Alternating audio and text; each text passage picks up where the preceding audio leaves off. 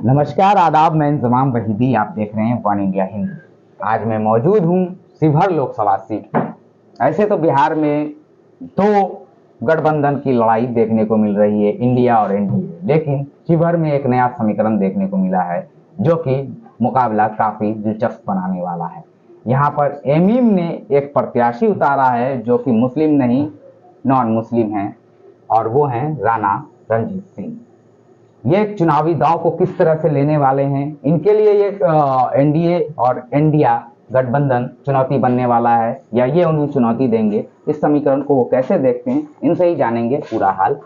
स्वागत है रंजीत जी हमारे चैनल वन इंडिया हिंदी। बहुत बहुत शुक्रिया इंजमाम भाई जी रंजीत जी, जैसा कि अभी आप चुनावी दांव देख रहे हैं, 4 चरण में चुनाव हो चुका है, तो वहां इंडिया और एनडीए की लड़ाई देखने को मिल रही थी, लेकिन शिवहर पे एक नया नाम उभर कर आया है, एमआईएम।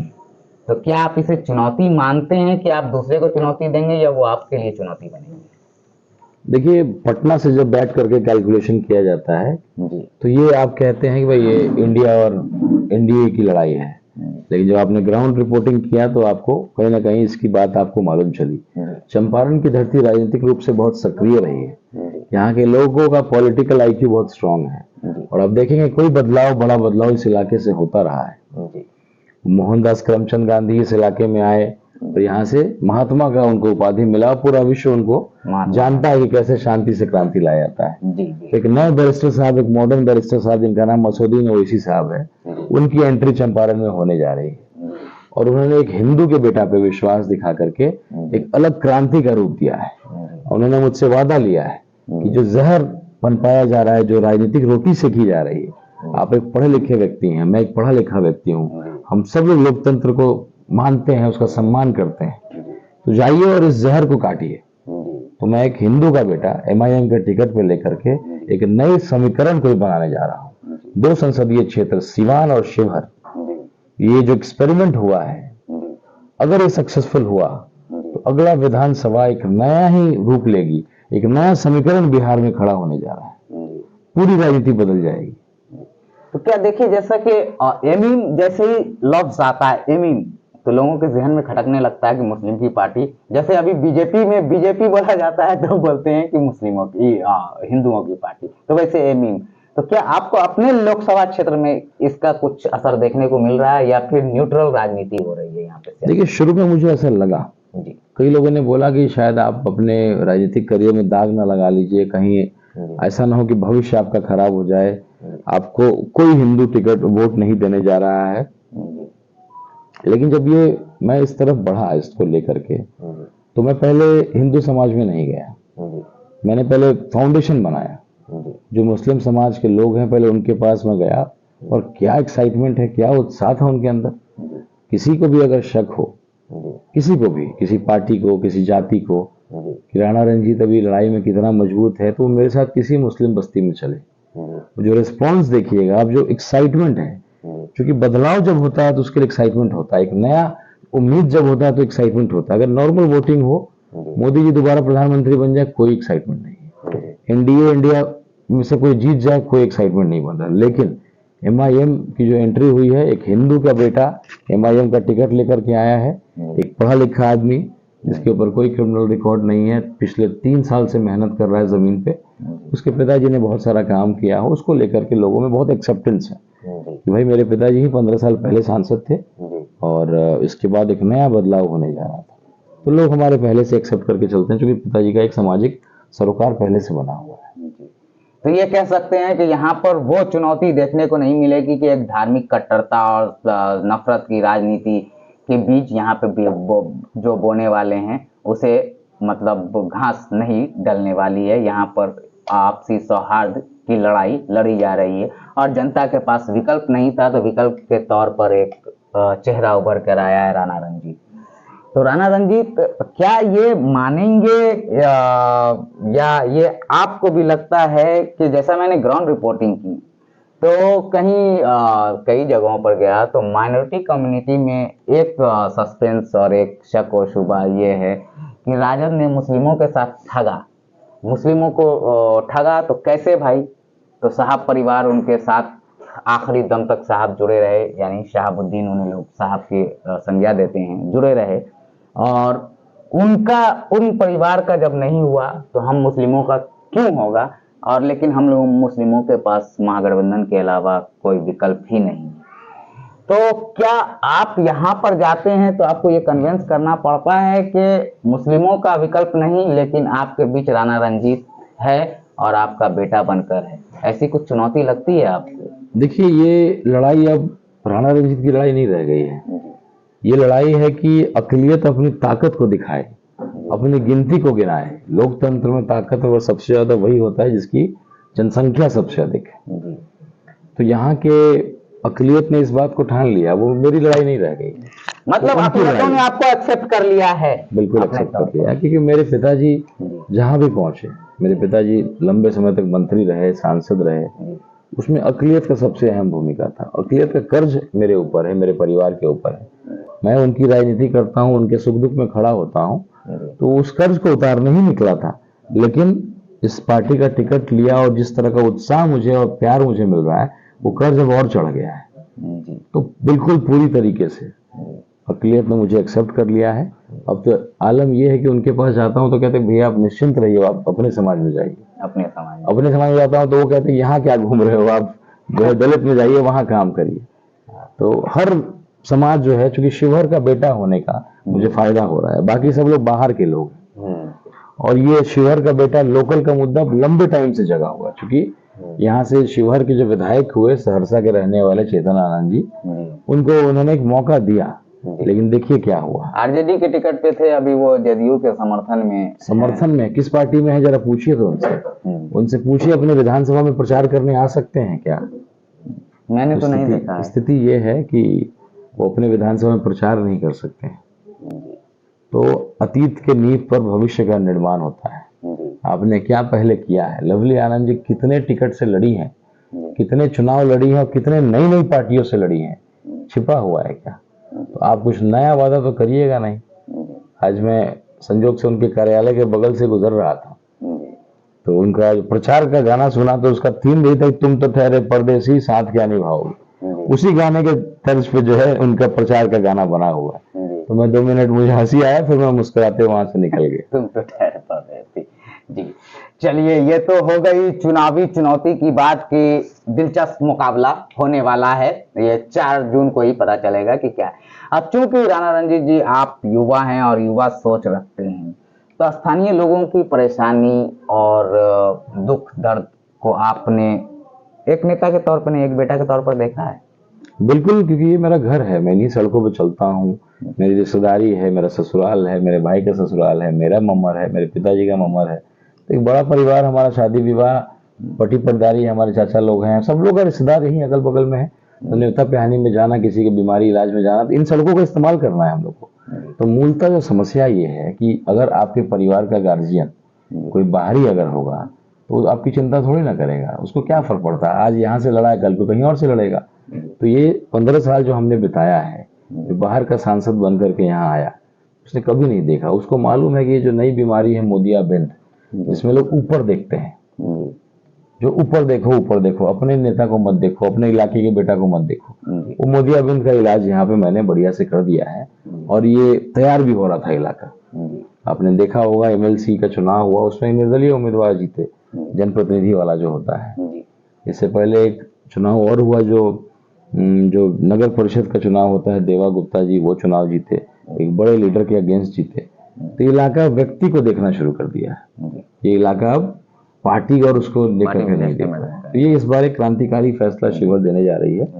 आपने ग्राउंड रिपोर्टिंग किया है तो शायद आपने महसूस किया हो, तब आपने मुझे ढूंढा, वरना जो पटना से रिपोर्टिंग कर रहे हैं उन्हें तो पता ही नहीं। जब रिजल्ट आएगा तब उनको मालूम चलेगा कि ये क्या हुआ है। तो एक नेता के तौर पे नहीं, एक मतदाता के तौर पर आप ये बताइए कि आप जब चुनावी रेस में नहीं थे, आप सड़कों से गुजरते थे या रास्ते से गुजरते थे या अपने क्षेत्र की परेशानियों को जूझते थे, तो क्या जहन में मुद्दे होते थे कि यार अगर मैं होता तो इन परेशानियों को दूर करता? तो आपकी प्रमुख समस्याएं क्या है क्षेत्र की? देखिए, सबसे बड़ी समस्या तो सड़क है।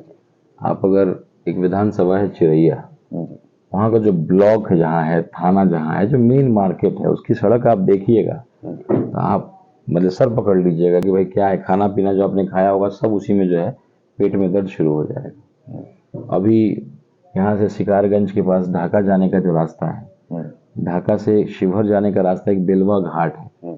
रघुनाथ झा जी ने लगभग 15-20 साल पहले 2-4 पिलर हलाए थे, उसके अलावा आज तक कुछ हुआ ही नहीं। एक फुलवरिया घाट का मामला था, मैंने 10 बार उसका उद्घाटन अलग अलग लोगों ने किया, मैं जाके उस लड़ाई को लड़ा तो काफी हद तक उसका काम हुआ। उसके अलावा जो पलायन की बात है, आज अगर आप पता लगाएंगे तो पूरे इंडिया का जो बैग बनता है ना, जो बच्चे स्कूल में इस्तेमाल करते हैं या लेदर बैग का इस्तेमाल करते हैं, 50% हमारे शिवहर संसदीय क्षेत्र के कारीगर बनाते हैं। कई फैक्ट्रियां यहाँ खुल भी रही हैं, लेकिन आप जाइएगा तो बॉम्बे में लगभग जो है बहुत बड़ी आबादी जो मेरे पक्ष में काम कर रही है, वो पलायन करके वहां पे काम कर रही है। तो वो उनका जो भी आमदनी है, जो पैसा भी कमा रहे हैं, दूसरे के लिए, दूसरे सेट के लिए काम कर रहे हैं। तो ऐसी चीजें, ऐसा इंफ्रास्ट्रक्चर यहाँ क्रिएट करना कि वो लोग यहाँ आए, टैलेंट उनमें है, लेकिन वो पैसा मुंबई में कमा करके मालिक को दे रहे हैं। वो फैक्ट्रियों को यहाँ खोलना, उनको बढ़िया इंफ्रास्ट्रक्चर देना। एक और समस्या जो आजकल लोन, समूह लोन जो बांटा जाता है, तो महिलाएं इतनी प्रताड़ित हो रही हैं कि सुसाइड करने की नौबत आ जा रही है। अगर मैं जगह पे पहुंचा तो उन लोन के लिए माफ कराने के लिए हर संभव प्रयास करूंगा, या फिर जो लोन का रेट ऑफ इंटरेस्ट है उसको कम करने का प्रयास करूंगा। साथ ही साथ मैंने मैनिफेस्टो जो है पंचायत वाइज बनाया है, और जब मैं सांसद बनूंगा तो एक कमेटी का गठन किया है कि भाई अगर इस पंचायत में मैंने 25 लाख रुपया दिया है तो आप तय करेंगे कि वो मुख्यतः कौन से 5 काम आपको लगता है, पहले 2 काम आपको लगता है जो होने चाहिए। तो ये अलग तरीके की राजनीति होगी। मैं पढ़ा लिखा व्यक्ति हूँ, मैंने देश दुनिया देखा है, तो अलग अंदाज में काम होगा। लोकतंत्र की जो खूबसूरती है वो इस इलाके में नजर आएगा जब मैं यहाँ का सांसद के रूप में काम करूंगा। मेरे पिताजी ने बहुत अच्छे काम यहाँ किए, रेल को पहली बार लेकर के आए, एक दूबा घाट था जो बहुत बड़ा एक यहाँ का समस्या था, उसको बनवाया। कई ऐसे काम, कुछ काम छूट गए थे, 15 साल गैप हो गया। गैप आप तो, उन्होंने तो खुद ही मान लिया कि मैंने गलती की, इसलिए जो सांसद थे उसका टिकट काट दिया अंडर परफॉर्मर होने की वजह से। तो पिताजी के अधूरे सपने को जो है पूरा करने निकला हूँ, एक क्षत्रिय धर्म निभाने निकला हूँ। मेरे इलाके से कोई ना कोई बाहर ही आकर के चुनाव जीत जाया करता था। एक क्षत्रिय होने का नाते अपनी मातृभूमि के मान सम्मान के लिए लड़ाई लड़ना, भाई कोई बाहरी क्यों आएगा, हमारे यहाँ का नेता क्यों नहीं पैदा कर सकते हैं। हमारे यहाँ 6 विधानसभा, 17 प्रखंड और लगभग 200 पंचायत है, तो एक नेता पैदा नहीं होगा। ये धरती अनवारुल हक साहब की धरती है, मोतीउर रहमान साहब, रघुनाथ झा जी की धरती, सीताराम बाबू की धरती है। लेकिन अब लंबे समय से हम अपमानित हो रहे हैं, कोई ना कोई बाहर आकर टिकट लेकर के आता है और जीत जाता है। तो हम लोग निकले हैं कि इस ट्रेंड को बदलेंगे, और पूरा मुझे शिवहर का बेटा होने का, लोकल होने का फायदा मिल रहा है। तो क्रांतिकारी फैसला आप 4 तारीख को देखेंगे। आप एक युवा हैं, तो यूथ के लिए क्या कुछ आपके विजन है? रोजगार का सबसे बड़ा मुद्दा है। देखिए, यूथ के लिए कई जगह, चूंकि मैं क्रिकेट, मैं खुद एक बहुत अच्छा स्पोर्ट्समैन रहा हूँ, और मैं पिछले 8 साल से अपने पिताजी के नाम पे क्रिकेट टूर्नामेंट और यूथ फेस्टिवल कराता हूँ। एक सबसे बड़ी समस्या यहाँ ग्राउंड की समस्या है। आप किसी जगह चले जाइएगा, बच्चों को सुबह खेलने के लिए, या जो दौड़ करते हैं, प्रैक्टिस करते हैं, जो लॉन्ग जंप, हाई जंप, ऐसा कोई ग्राउंड नहीं है। तो मेरा जो प्राथमिकता होगा कि हर प्रखंड में एक बढ़िया ग्राउंड कम से कम हम लोग उसको बनाएं, ताकि जो यूथ का एनर्जी है वो सही जगह पे इस्तेमाल हो। स्पोर्ट्स में काम करें, दौड़े, भागे, जो सिपाही की बहाली होती है या और भी जो चीज़ें होती हैं, आर्मी की फिजिकल जो ट्रेनिंग है, और एक बढ़िया माहौल जो है, एक स्पोर्ट्स का माहौल हो, एक पॉजिटिव इसका माहौल क्रिएट करने का प्रयास करेंगे। जी, एक आखिरी सवाल या संदेश मेरे चैनल के जरिए आप अपने मतदाताओं को और देश के मतदाताओं को क्या संदेश देना चाहेंगे? ये लोकतंत्र का पर्व है, और हम लोग को बहुत महीन तरीके से अपनी इस ताकत का इस्तेमाल करना चाहिए। सही व्यक्ति को चुनना है। पार्टी किसी को दे दिया, नहीं दे दिया, उससे फर्क नहीं पड़ता है। आप किसी के डर से किसी को जाति धर्म में बट करके नहीं, व्यक्ति विशेष को टिकट दीजिए जो आपके सुख दुख में खड़ा हो सके, आपकी मूलभूत समस्याओं के लिए लड़ सके। तो व्यक्ति को देखिए, ऊपर देखने का ये तो देश के मतदाता के लिए। अपने स्थानीय मतदाताओं को क्या संदेश देंगे? स्थानीय मतदाताओं को केवल यही संदेश देंगे कि आप के बीच का कोई व्यक्ति जो बाहर बॉम्बे चला गया या दिल्ली चला गया या और भी कहीं गया, तो आप देखेंगे और पाएंगे कि हर वो व्यक्ति जो बाहर गया है वो मुझे पसंद कर रहा है, खास करके। बाकी लोग भी पसंद कर रहे हैं क्योंकि उन्होंने बाहर एक्सपोजर देखा है और उन्होंने देखा है कि मुंबई में कैसे विकास होता है, राजस्थान की क्या स्थिति है, मध्य प्रदेश की क्या स्थिति है, तो उन्होंने चीज़ों को देखा है। तो एक विजन उसी के पास हो सकता है जो पढ़ा लिखा है, जिसके पास एक्सपोजर है। बाकी तो यहाँ दो लोग जो लड़ रहे हैं उनका बैकग्राउंड पता करिए, सब लोग के ऊपर कई केसेस हैं। मैं एक सबसे पढ़ा लिखा व्यक्ति जिसके ऊपर कोई क्रिमिनल रिकॉर्ड नहीं है, एक जमीन से भी जुड़ा हुआ हूँ और देश विदेश में काम करने का, सीखने समझने का भी मौका मिला है। तो एक मिश्रण हूँ और एक कोरा कागज हूँ। एक पहला मौका मुझे लगता है कि शिवहर की जनता अपने बेटे को देगी और इतनी शिद्दत से हम लोग सेवा करेंगे कि लंबी राजनीति यहाँ करेंगे। जैसे मेरे पिताजी 25-30 साल तक राजनीति में बहुत सक्रिय स्थान पे रहे, तो हम लोग इस सेवा करके लोगों का दिल जीतेंगे और लंबी राजनीति करेंगे। अब चूंकि आपने कहा लंबी राजनीति का, तो मैं एक गारंटी आपसे लेना चाहूंगा ऑन कैमरा कि अक्सर लोगों की ये शिकायत होती है ग्राउंड रिपोर्ट में कि यार जो भी आते हैं वोट मांगते हैं चले जाते हैं, उसके बाद 5 साल दर्शन ही नहीं होता। तो क्या आप मतदाताओं को ये गारंटी देंगे कि 12 बजे दिन हो या 12 बजे रात मेरे दरवाजे पे आओगे तो हम मिलेंगे? ये देखिए, मैं क्या, ये तो लंबे टाइम से मेरे पिताजी ने ये किया हुआ है। आप मेरे पटना आवास पे अगर जाएंगे तो 25-30 मरीज वहाँ रहते हैं। उनका खाना पीना रहना जो है बिल्कुल ये रहता है, दरवाज़ा खुला हुआ है हमेशा। और 5-10 मिनट भले देरी हो जाएगी, लेकिन हर एक व्यक्ति जो आता है उससे मुलाकात होगी। उसके लिए जो कर सके हम लोग करते हैं और लंबे समय से चल रहा है। और जो इस अभियान में, चुनाव अभियान में हम लोगों ने काम को शुरू किया। हम प्रतिदिन एक दलित परिवार के यहाँ जा करके नमक खाते हैं, उसी का रोटी सब्जी खा करके अपने अभियान को शुरू करते हैं। अगर आप मेरे सोशल मीडिया पे जाइएगा तो आप वीडियोस वहाँ से देख भी सकते हैं। प्रतिदिन मैं एक दलित के यहाँ जाता हूँ और जो खाना मुझे खिलाते हैं वो नमक के साथ एक उम्मीद होता है कि अगर ये लड़का, ये भाई, मेरा भतीजा अगर जगह पकड़ेगा तो मेरी चिंता करेगा। और मैं भी उनको बोलता हूँ कि आपका नमक खाया है, अगर गलती करूँ तो आकर के कान पकड़िएगा, डांटिएगा, झगड़ा करिएगा कि आपने मेरा नमक खाया और आप नमक हरामी कर रहे हैं, ताकि अगर मैं भटकूँ तो मुझे याद दिलाइएगा। तो ये अभियान लंबे टाइम से चल रहा है और दलित परिवार का भी मुझे बहुत साथ मिल रहा है। तो एक अलग टाइप की राजनीति हम लोग करना चाहते हैं और लोगों का दिल जीतेंगे, लोगों का सुख दुख में खड़े रहेंगे, तो लंबी राजनीति हम लोग उस तरीके से कर सकते हैं। पढ़ा लिखा आदमी, विकास की राजनीति करनी है, जाति धर्म के जहर को काटना है। बहुत बहुत शुक्रिया। बहुत बहुत शुक्रिया। ये थे हमारे साथ एमीन प्रत्याशी राणा रणजीत सिंह, जिन्होंने बताया कि जातीय, धर्म और सामाजिक उन्माद जो फैलाया जाता है, इस जहर को काटना है। एक पढ़ी लिखी विकास की राजनीति की नई इबारत लिखने की सियासत करने जा रहे हैं। अगर जनता उन्हें मौका देती है तो जनता के हर सुख दुख में वो खड़े रहेंगे।